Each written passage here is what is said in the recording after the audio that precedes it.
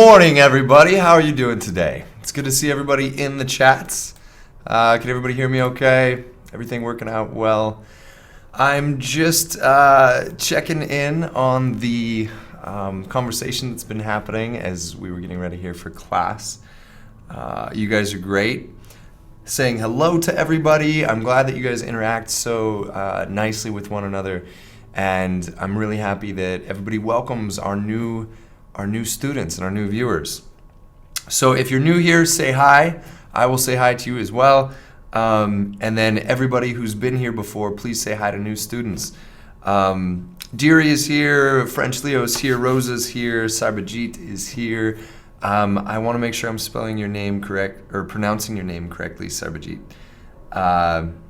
because I was typing it incorrectly. I think that comes from us talking about the phonetic spelling.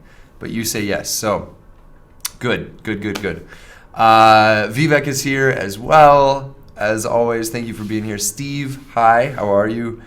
Let's see. Ifra, hello, hi, welcome. Alejandra, hello again, good to see you. And who else do we have? Riam, hello. Hi. Nora's here. Galad is here. And Chari. Hi, Chari. Haven't talked to you in a while. Paulo is here. Okay. Good morning, everybody. So we're going to get started right away. This class is the second in a 4-part series. We're going to do at least 4 parts of presentation skills. So if you missed last class, please go back and review it. It's on our YouTube channel, and if you're not a premium subscriber already, you can be. Premium subscribers get a bunch of fun, cool benefits like personalized homework correction. Last week wasn't too tough. It was to just create an example outline. We're going to look at 2 students' outlines that gave me permission to show their work as examples. So you can kind of see what they did. I haven't given feedback to those students intentionally this week because I wanted to talk about them during class. But if you didn't want to share your homework in class, I still will give you personalized feedback later on. Hello from Ukraine. I can't pronounce your name. If you let me know, looks like it starts with a B. I will pronounce it to the best of my abilities. And French Leo just says, hello, Ukraine. Hello, all of Ukraine. How are you doing? Okay. So, all right. Vivek, come on. Asked him about French. Yeah, we can talk about French later. French is a beautiful language, but we're learning English today, right? And Sarbajit, don't worry about that. We'll keep moving forward. Last week's homework was just for practice. Victoria. Okay, Victor, hello. And Victoria is her name. Thank you for that. And Jose, hi, how's it going? Jose from Mexico is here. I think you're from Mexico, right, Jose? That's what you said. And then Turkey is in the house. What up, Turkey? How's it going? All right, so if you're not a premium subscriber, you can be. Follow that link I put in the chat. If you want to come to America and study English, go to that link. If you have questions about Smrt Live and the Smrt Live team, go ahead and email Zach. He can answer your questions. Nada, hi, how are you? Good to have you. And if you have questions for me, here is my email address also. All of that goes in the chat. And in case you're watching this later, bam, all of that goes right here on the page as well. I'm going to make notes. One of our awesome students from India has asked me to make notes and keep those, as Neil does. He goes to Neil's class also. And so I'm going to do that for you. I'm going to go ahead and keep notes as we go in class here. And I can share those notes with our premium subscribers after class. So I'll just send a link to them. You'll have the notes forever and ever. Sometimes we might even make collaborative notes. Google Docs is an amazing resource. If you're not using Google Docs, you should be using it. It's great. I love it. I use it every day. Okay, so presentation skills. Today's going to be a fun class. I'm going to take attendance here for our Smrt Live premium subscribers. And then we're going to go right into where we left off last week. So that is our attendance. Here is our lesson, presentation skills. This is what we talked about last week. Oh, that's not what we talked about last week. That's good practice, though. Let me see here. I think it is in Unit 2, actually. I want to keep that up, though, because we'll go back and look at that again. There are so many great activities in Smrt that I get a little lost sometimes. Unit 2, here we go, Presentation 1. This is what I asked students to do. We went over basics of a presentation. We talked about how presentations are much like we organize an academic essay. And then we went ahead and assigned ourselves an outline assignment where we were going to outline a story or an anecdote that we wanted to present to a class. Now, this is all hypothetical. I'm just making sure I'm not missing any questions in the chat. Looks like it's just a bunch of back and forth. Hello, hello, hello. So the assignment was to create an outline for a presentation that was anecdotal, just a narrative. Here's a story about my life. So I want to take a look at a couple of the presentation outlines that our premium subscribers created. So here is what, I'll make this full screen. This is what the outline looks like. So this was Aaron's. Aaron said I could use this.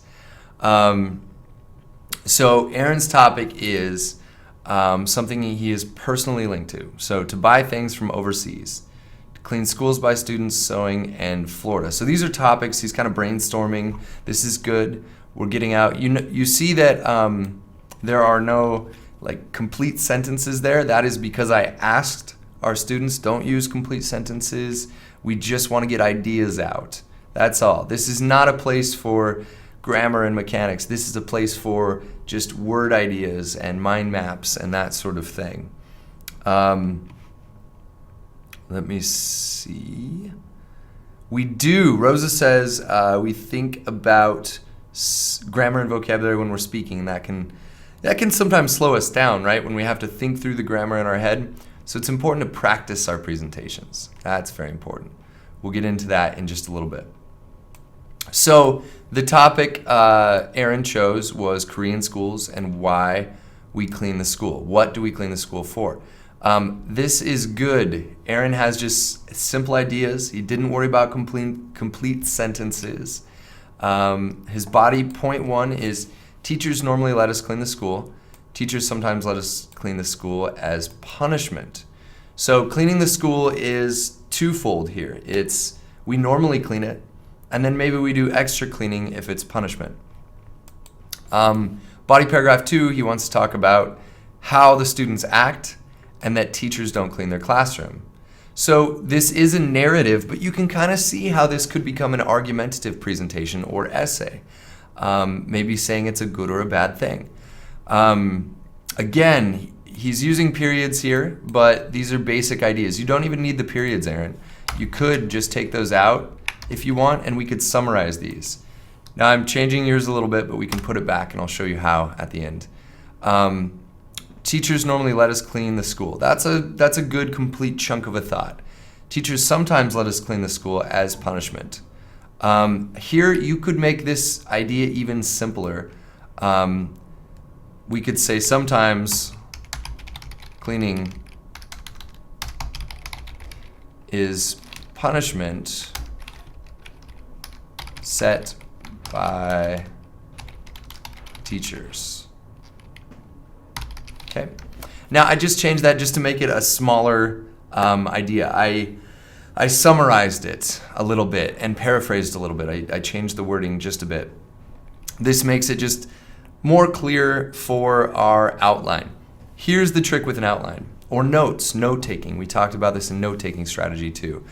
When you're just putting down essential ideas, flashcards or notes or an outline like this, we want to make sure as best we can that we are using as few words as possible, but we are not sacrificing any meaning. I'm going to write that down in our notes. For notes or outlines, I'm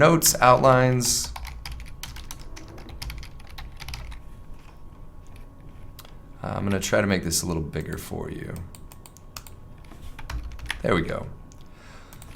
For notes, outlines, and getting ideas onto paper, and when I say paper, or Google Doc, don't worry about grammar or punctuation unless it sacrifices meaning. In another way, use as few words as possible while maintaining your intended meaning. Okay? While maintaining your intended meaning. So this sentence here, this is called an economy, I'm putting it in the chat, of language.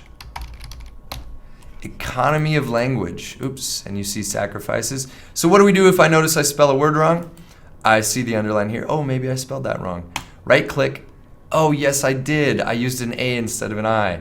Do I click this word and just autocorrect it? Not if I want to learn how to spell the word. So I don't click it. I just look at the spelling and then I type the correct spelling. Better yet, I can delete the whole word and retype the whole word. That will help me learn how to spell words that I don't commonly spell correctly.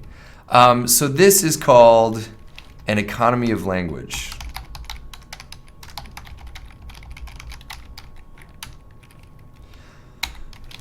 Use as few words as possible while maintaining your intended meaning. So meaning, we cannot sacrifice meaning. We have to convey meaning. That's the purpose of language, right? To convey meaning. But we can be verbose sometimes. We can be wordy. We can use too many words. I am wordy all the time. I say 10 times more words than I need to convey an idea often. But I like words, so I think that I gravitate towards using a lot of words. But if you really want to be an effective speaker and presenter, you will use things like silence and pauses for emphasis, and you will use an economy of language. You will get your idea across with as few words as possible. This is part of the practice that we will do. I'm going to check the chat here and see who has more questions. I gotta scroll back up because we have so many wonderful conversations going on. Oh, hi Luciana, you're here as well. Marcelo, brainstorming, yep. I'm back a little bit in the video chat here. So Rosa says the first time you face people, to talk is the most difficult one, and it becomes something easy. So what Rosa might be talking about in part is you feel nervous when you first meet people, especially if you're speaking to them in a language that is other than your first language. That can happen. I'm going to teach you strategies to not only deliver an effective presentation, but also to sort of make you feel more comfortable in front of the class. So this should be fun. Capitalizing every letter sounds rude. Yes, Sarbaji is right. That does sound rude. It sounds like you're yelling at someone. Please, not all caps, unless you want it to be like yelling. And then you can use all caps. By or by, Alejandra. The first by is our preposition. The second by is to purchase something. Alejandra asks about these two words. Oops. Buy which is a preposition, and this is used in many different ways. Or she's talking about buy, B-U-Y, which is to purchase something. That's a verb. So hopefully that answers your question. Presentation different from teaching? Yes. Well, yes and no. Presentations have various reasons. Communication is the number one reason. We present to communicate information. Presentations can be, the impetus for a presentation can be the same impetus for an academic essay. Maybe we want to teach someone something, or maybe we want to convince someone of something. There is a difference from teaching, but you do want to convey meaning, and that's something that is definitely a crossover with teaching. We should have made a draft. I follow your meaning. Concise, let's see. Okay, I think everything else is pretty good on there. I don't see any other direct questions, so we can kind of move forward. The important part we want to think about is our presentation should be two things in essence. It should be informative in some way. We want to give someone information, but it should also be interesting. It should be interesting. Now, to show you what I mean when I say interesting, I want to show a few examples. So we're going to jump into YouTube on my screen. I'm hoping this will work. I'm going to mute my microphone, and I am going to search for a few presenters that are either good or bad in one way or another. Okay, so I'd just like us to kind of look at other people who are presenting and talk about whether or not that is a good thing or a bad thing, like what they are doing. So let me go ahead and give you one of those. It'll be just a second, and then you can listen to that.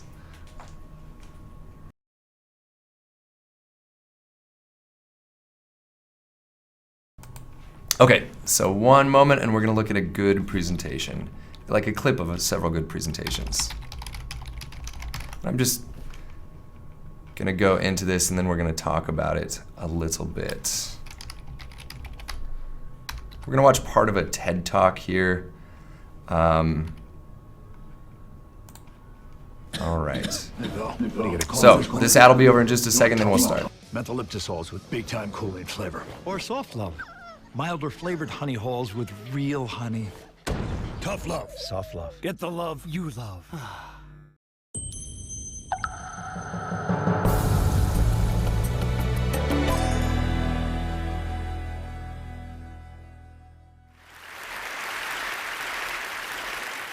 All right, I want to see a show of hands. How many of you have unfriended someone on Facebook because they said something offensive about politics or religion, childcare, food? And how many of you know at least one person that you avoid because you just don't want to talk to them? You know, it used to be that in order to have a polite conversation, we just had to follow the advice of Henry Higgins in My Fair Lady, stick to the weather and your health.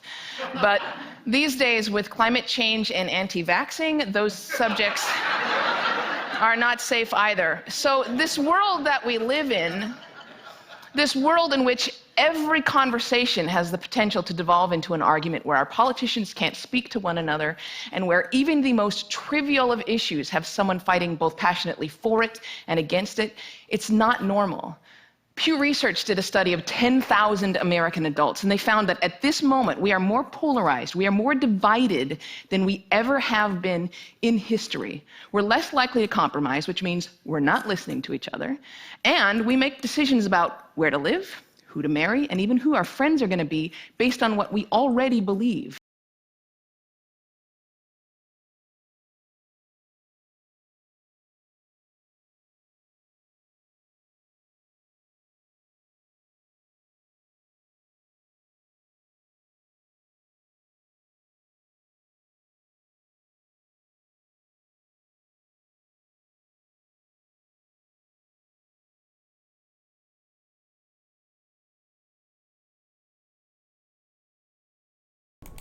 Sorry. Okay, you can't hear me. Thank you.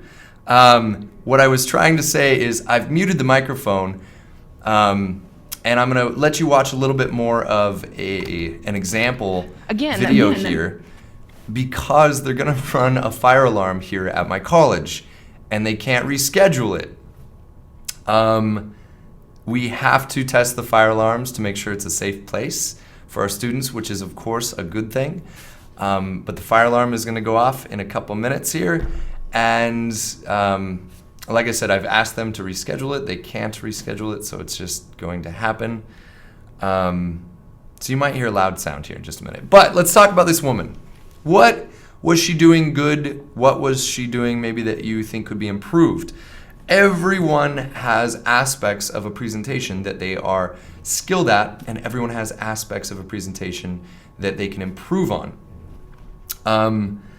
Presenter knows how to bring a smile to the face of the audience. Good. Yes, humor is certainly one way that we connect with our audience. And if you can make them smile, you're engaging them. They are paying attention to you. She had a very clear voice. There's the fire alarm. It's actually not too loud. Can you guys hear it? Okay, that should go off in just a second. There's not really a fire here. She asked questions to the audience. Yes, asking questions is good. Sometimes they're rhetorical questions.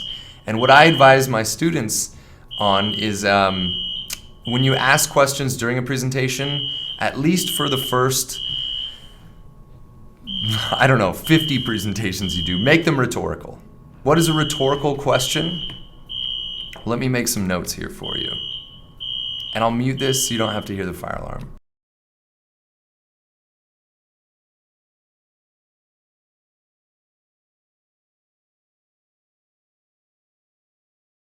Okay, so that alarm is over, finally. So what makes a good presentation? Okay. What makes a good presentation? Rhetorical questions. Ask questions to get your audience thinking. Okay, that's why we ask rhetorical questions. We do not ask them, and I know I said that we'd type them correctly. I'm moving forward quickly though. We ask questions to get our audience thinking. Rhetorical questions are questions that we already know the answer to, and our audience probably already knows the answer to. It's something that gets your mind on a topic and puts that topic in your mind and lets you think about it. If I were to ask you a question that I already knew the answer to, and you already knew the answer to, that's really the only motivation, right? So that now we're both thinking about the same thing. And it's a great way to start or to segue into a topic. Have you ever been sitting around the table with friends and one of them says asks a question that you already know the answer to, right? Like,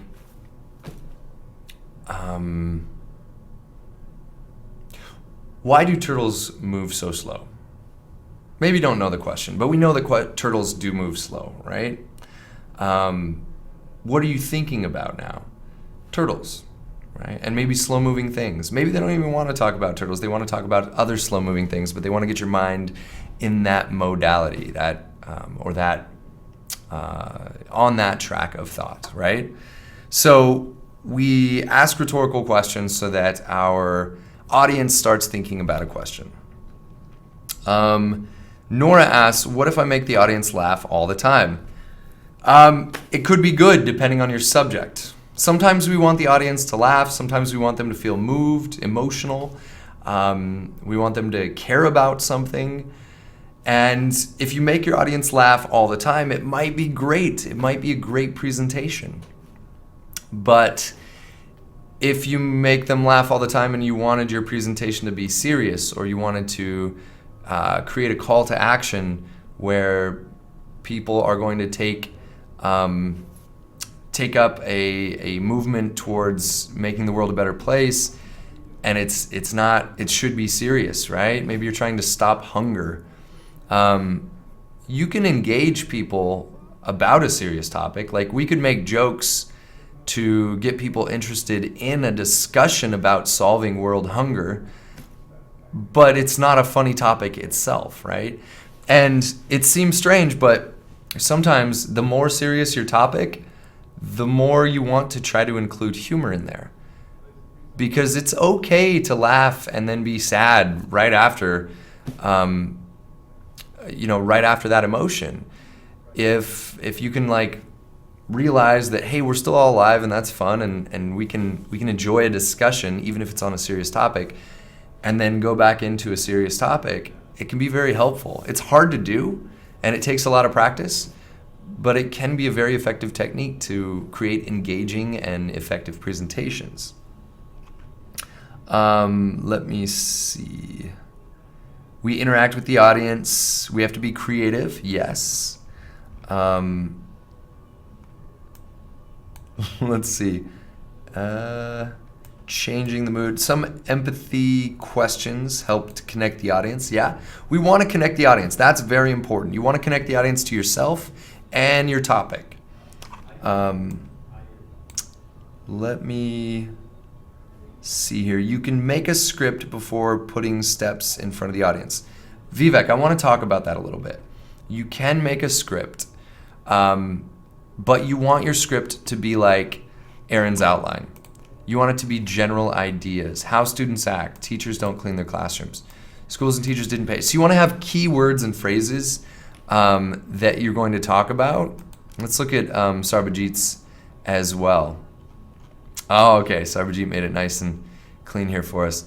So his introduction, personal info, topic info. So that's a really simple way to do it, right?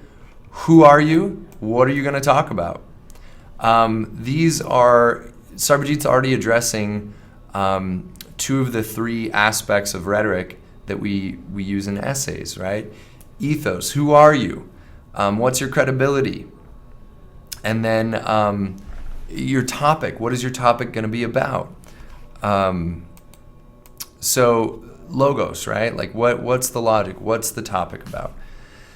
His introduction to his topic here, and then his body paragraph, what are shadows? Objectives of the presentation, like what are shadows? What is his topic? Go into more detail about his topic. And then what does he want people to get out of it?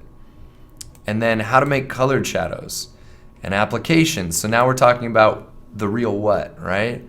And then tips for making this project. And then he puts a thanks here. I loved this one. Thanks for watching. Thanks for listening to me. It is important to thank your audience. So that is essential. You want to thank people for listening to you. Okay, is it better if you let others practice your subject? Yes and no. Oh, sorry, you can't see the lesson. Let me show you the lesson here. So, personal info, topic info, what are shadows, objectives of the presentation, how to make colored shadows, application, tips, and thanks. I just made this bold, thanks. That is important. There's a concept called laugh at my pain, attitude my whole life. Nora, yeah, laughing is sometimes the only way we can get through something. Anytime I get hurt, like if I'm building something around the house and I hit my hand on accident with a hammer or something, I mean, I usually scream, but after that, I kind of like laugh because what else do you do, right? Keep in mind the points in order to develop them during presentation. That's what we're talking about, Alejandra. You don't want to memorize your presentation. You do and you don't. Both of those things need to be true, which is a paradox, I know. Memorize your key concepts. Not every single word, okay? Memorize your key concepts. So Sarbajit's presentation here is great. He might go into even more detail as he breaks this down, make flashcards, and then you're going to have one word or one phrase, sentences that are not grammatically correct that remind you what you want to talk about. I always tell my students when they go into the presentations, you can use note cards, but you cannot speak while your note cards are in front of you. So here's what my students do. Let's pretend that these are note cards, right? So I can't really stand up for you, but these are note cards. So I allow my students to have note cards. I advise them to keep them, tucked away unless they absolutely need them. But if they get lost in their presentation, it's 5 minutes long. That's a long presentation, right? Take out your note cards, just look at them really quickly, and put them back, and then speak. What this does is it prevents you from reading. How fun would this class be if I just sat here with you and I read you stuff, right? Today I'm going to present about this because I want you to know about this. You occasionally look up, right?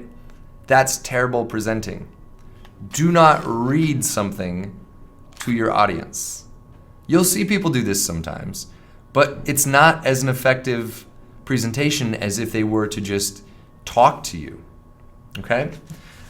Something else I wanted to talk about is, you should be able to see this, right? Something else I wanted to talk about. You guys are giving yourselves confidence boosters. I like that. I wanted to talk about body language. So you noticed in the presentation we watched, the little bit of a TED Talk, that the woman was able to engage her audience. She was able to make them laugh a little bit. And she moved her hands. She moved her hands naturally. It's very boring if your presenter just puts their hands in their pockets, or it's even worse if they cross their arms. This is not very welcoming body language if I cross my arms like this, right? I want to speak naturally. So the easiest advice is just don't think about it when you're presenting. Just move how you move, talk how you talk, be natural. If you think about it too hard, it's going to appear weird. You'll stand there with your hands like, I don't know what to do. There's a movie where Will Ferrell does that. He says, I don't know what to do with my hands. Sarbajit asks, do you speak frankly? Not necessarily frankly. We want to show people that we know our subject, that we are intelligent, that we have great knowledge to offer. But you can use your own personality, your own presence, your own voice. When I say use your own voice in your essays, I mean add your own creative flair. Nora said earlier, I think it was Nora, that you should use creativity, be creative. Eye contact. Alejandra makes a good point as well. Eye contact. So here's a tip for you. Make eye contact with your audience. It's always awkward for me when I go and I speak to someone. Some of my friends do this actually, where they won't look at you. Like they'll be talking to you and they'll glance over at you sometimes, but I'm gonna make my face big here for you so you can see what I'm talking about. Do you have any friends that do this? Right now I'm looking at you, right? You're a camera, and I'm your laptop screen, but I'm looking at you. I'm looking into the camera, right? Do you have any friends that do this? Like if you're talking to them, they'll kind of look off to the side and say, "Oh yeah, hey, no," and just glance at you every now and then. They're probably doing that out of nervousness. They don't feel comfortable making eye contact. But for me, it makes me feel a little strange, like they're not paying attention to me. My advice is look at someone when they're talking to you. And here's a little trick. It is difficult to look at someone right in the eyes. It makes you feel a little vulnerable, right? So instead of looking them right in the eyes, look at their forehead. Look at this part of their body. If you look at someone's forehead, it looks to them, they perceive you are looking at them in the eyes. I mean, if you're really close, they might be able to tell. But if you're standing a few feet back and you're just looking at their forehead and you're talking to them, it looks like you're looking them in the eyes. which is good. I mean, it shows respect. In most cultures. There are some cultures that you don't want to do that, but most cultures, you look at someone when you're talking to them. Deary says, don't be too formal or too casual. I think that's good advice. Let's write that in our advice here. Find an appropriate balance of formal and casual. Okay? If I'm speaking to the king or president or queen of a country, I will probably speak a little bit more formal than if I'm speaking to my, brother or my friends. But maybe not. I mean, if my goal is to make that person laugh, maybe I will be very casual. What is the situation? What is the purpose for speaking? That is huge. So you remember from last week, we identify our audience and then our objectives, kind of like Sarbajit put in his outline. So Sarbajit asked Josh, if there's many people whom I'm presenting, should I look at most of them frequently? Yeah. It sort of depends on where you're standing and where everybody else is standing, but you kind of scan the audience. So here's something you can do. At home, in your room, just stand somewhere where you have a lot of objects kind of all over. You have a table over here, maybe a computer, a chair, and then some books and this and that, like set up things. And if you don't have anything in a room, you have an empty room, just take little pieces of paper and stick them to the wall. Stick like 20 of them in a half circle. And then just find a way to naturally look around and try to make eye contact. You don't want to overthink it. You don't want to think too much and do a constant pattern where you're just cycling around like this. That would be strange. Just look around occasionally. You'll notice this, and we'll watch more examples of presentations to see how other people do it. And we'll try to mimic and imitate their behavior. Okay, so Vivek loves to connect the topic with the audience. He likes to make them feel about what he's saying. Yeah. Be funny, Nora says again, yes. Is time important in a presentation? Yes. And I'll tell you why, Muhib. I'll tell you why in just a moment. Okay, use pictures in front of 3 chairs to exercise. Yeah, you could. I know you can't see the screen. Fanny, we don't have anything really on there. I just have the notes, but I can show you. Here you go. So what makes a good presentation is what we're talking about, and we're just discussing our own thoughts. I'm writing notes down. Use rhetorical questions, ask questions to get your audience thinking. This is actually a sub section of connect with your audience. Okay? Before we even connect with our audience too, we should consider our audience. Okay? Our audience and our topic. Okay, consider your audience and your topic. Is this a happy moment? Is this a sad moment? Unfortunately, people we know and love die. They pass away.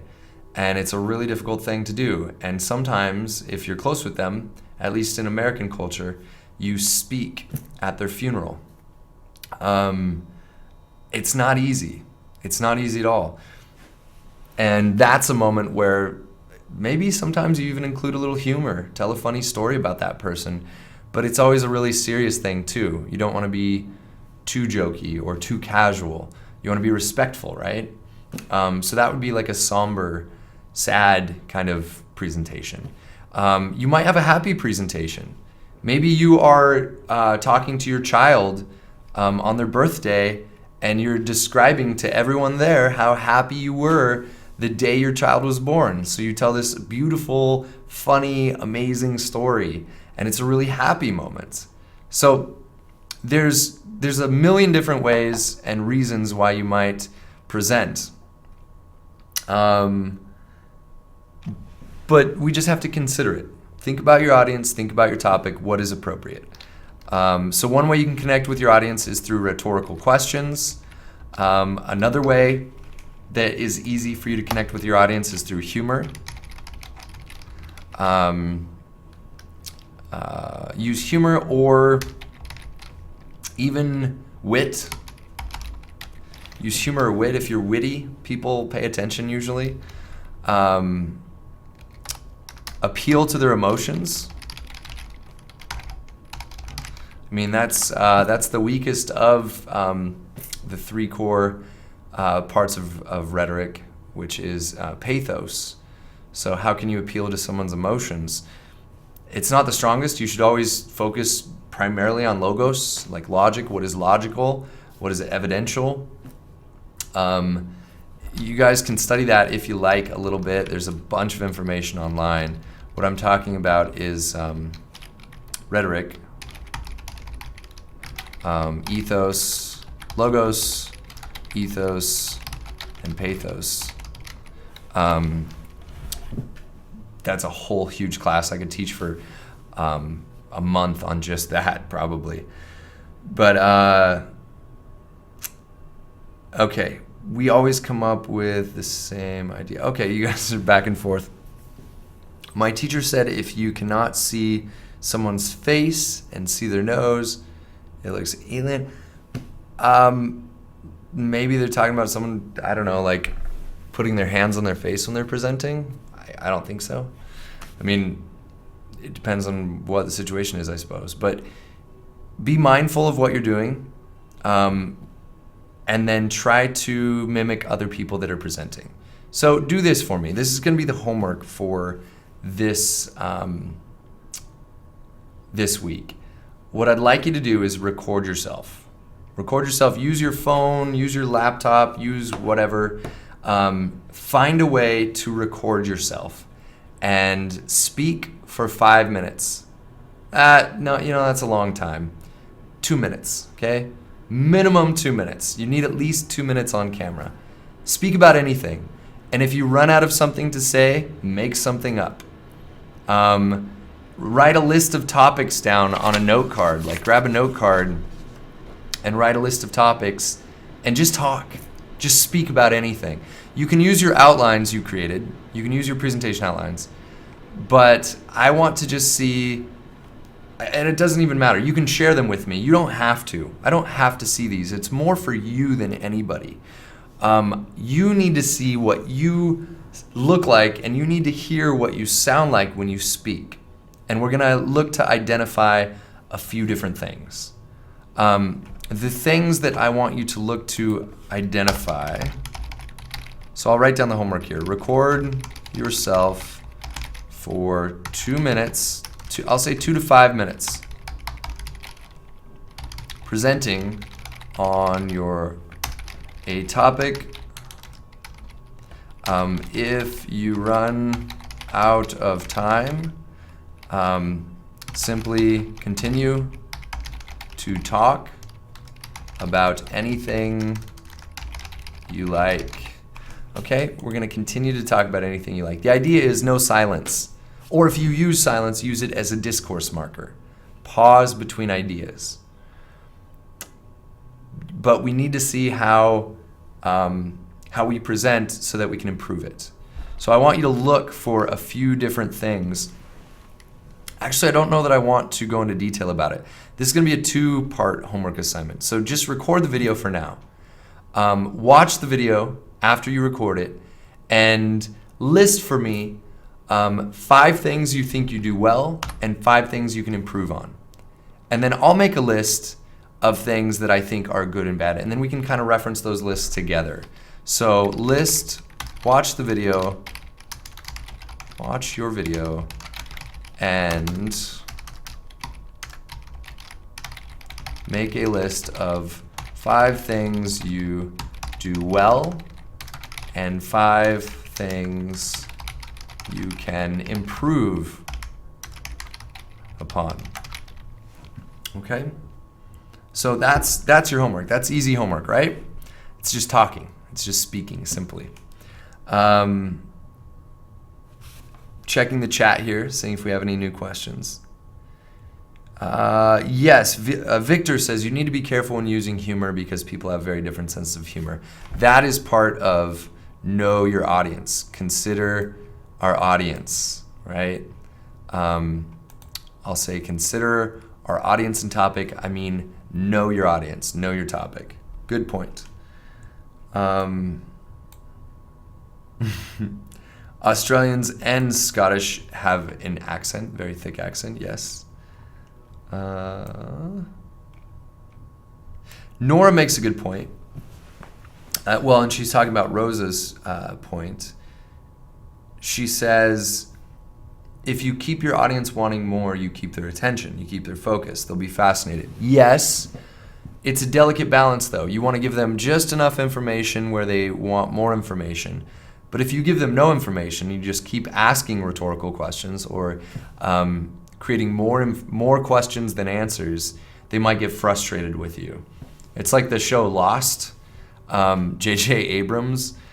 It's a very intriguing show, but I think most people who watched it got really frustrated because in the end, you had 100 new questions for every one that was answered. You're like, what is going on? I have no idea. It was very frustrating. So sometimes. Let's see. Okay, you guys have great comments to all of this. Let's take a look at some bad presentation skills really quick.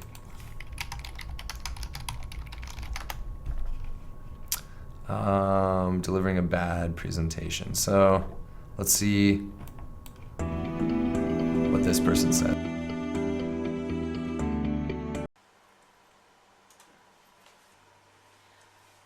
By the end of today's session, you'll know about why we use references, the differences between quotes and paraphrasing, and Okay, I'm going to mute this and I'm just going to speak over it. I just want a visual here for you, something to look at. Okay, so she's not looking at the audience.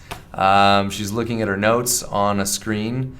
She's crossing her arms. That's not very welcoming body language. She's actually turning her back to the audience. These are all very easy things to identify. So don't do that. I mean, we talked about it a little bit. Face your audience, make eye contact, and try to connect with your audience. So pretend that you are going to post your video. You're not really going to do this, so don't worry. But pretend you're going to post your video on YouTube for everybody to see. If you're super brave, you can. But you're going to post it for the whole world to see. So everybody who's a student in our class right now is going to be your audience, right? What do you want to do? You want to be engaging. You want to speak in a way that interests people. So consider that while you are speaking. I'm going to play a brief section of Barack Obama speaking to show you his discourse markers. Here's his final press conference. So let's just listen to a little bit and let's see what he does between ideas while he's thinking. Remember we talked about discourse markers? Mine is and I think those are the words that I use to show you that I'm still thinking. But as I described last class, the most effective discourse marker is silence. If you can remain silent as you think, it's scary. Silence can be scary, but your audience will hang on your words. They'll say, what's next? They'll wait for you. So let's see where President Obama, or former President Obama, does this or doesn't do this. Good afternoon, everybody. Let me start off by saying that I was sorely tempted to wear a tan suit today for my last press conference, but Michelle, whose fashion sense is a little better than mine, tells me that's not appropriate in January. I covered a lot of the ground that I would want to cover in my farewell address last week, so I'm just going to say a couple of quick things before I start taking questions. First, we have been in touch with the Bush family today after hearing about President George. Okay, so you notice probably, I think President Obama was a great speaker. He would think before he spoke. You notice there's silence. He would sometimes use the same discourse marker. I have, or. but for the most part, he could remain silent when he spoke. I notice this when I hear any official speak. If I hear Justin Trudeau speak, if I hear leaders around the world speak, and everybody has sort of a different discourse marker. Mark, the teacher who used to teach Smrt Live classes, he would say okay between his words. That was his discourse marker, and it worked for him. He would say, okay, we're going to do this, okay. And many teachers do that. That's a common discourse marker with teachers.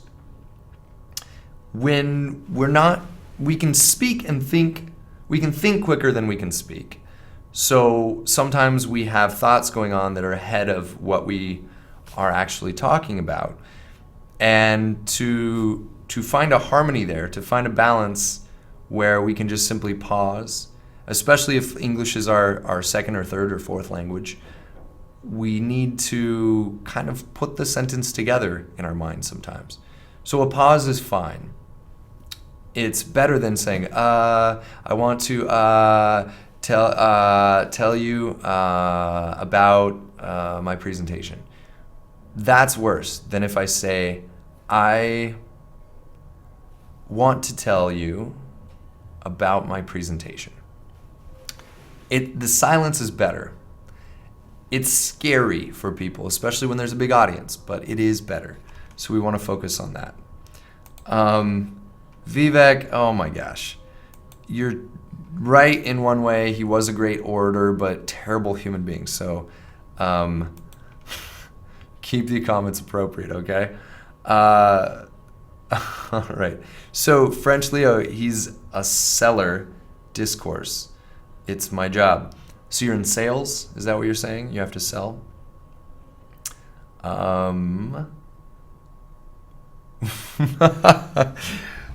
Serva says, what are we doing here? Am I just playing YouTube videos on YouTube? Kind of. We're doing a presentation series. So we're going to look at different examples of presentations, whether they're good or bad. I won't use YouTube videos anymore. I just wanted to show a couple quick examples of speakers and what makes a good speaker and what makes a bad speaker. Would you mind taking a minute chatting in Hangouts message after this class? Yeah, sure, no problem. I can do a Hangout. I'll invite everybody to a Hangout after class, actually. I'll try to send that out. If I can't do a big group Hangout for everybody, it might be a little too late to set that up. Yeah, it is. I can't do a group Hangout today. But I can hang out individually with our premium subscribers after class. So I'd like you guys to just think about this and just get it in your mind that you're going to think about good and bad speakers. So if you see a presentation, take notes. Write down what they do well, write down what they don't do well and you don't want to do in your own presentations. And then let's meet back here next week and I want to talk about your experience. Recording yourself in a video, 2 to 5 minutes. Write down 5 things you do well, 5 things you want to improve on, and then we'll talk about strategies for creating an effective presentation. And next class, what we're going to do is actually put together a full-on presentation outline, and I'll make one with you. I will show you some presentation tools online that are free that you can use anytime you want, and by the end of this, hopefully you'll be able to create your own perfect, excellent presentation. So stick by this series, go back and watch the other one. This is only the second of 4. And next class, we're gonna really go into creating the presentation. The last class, we're gonna polish the presentation and then go ahead and deliver it. And you might even get to see some of our braver premium subscribers' presentations if they so choose. So thank you guys for class today. I appreciate all the comments and love seeing everybody here. It's great. I'm going to go ahead and send off these notes to the premium subscribers, the notes that we made in class. They are right here. And even if you're not a premium subscriber, you can still do the video and watch your own video. Check it out, see what you do well, what you don't do well. And if you want to become a premium subscriber and get comments and personalized feedback, you can do so. It is right here. Have an amazing rest of your day, afternoon, evening, night, whenever you might be in time.